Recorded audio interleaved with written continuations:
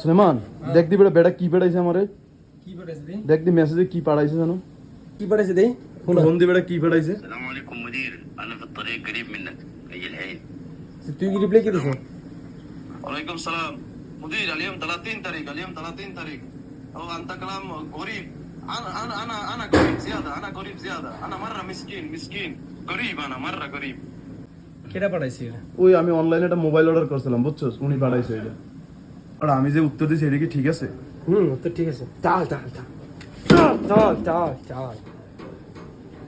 يا نديم يا ابن حلال তুই আসলে এগুলো কবে বুঝবি انا في الطريق মানে আমি রাস্তায় আছি انا في الطريق আমি রাস্তায় আছি তারিখ আর তারিখ অনেক পার্থক্য আছে তারিখ মানে হচ্ছে যেটা আমরা দিন গুনি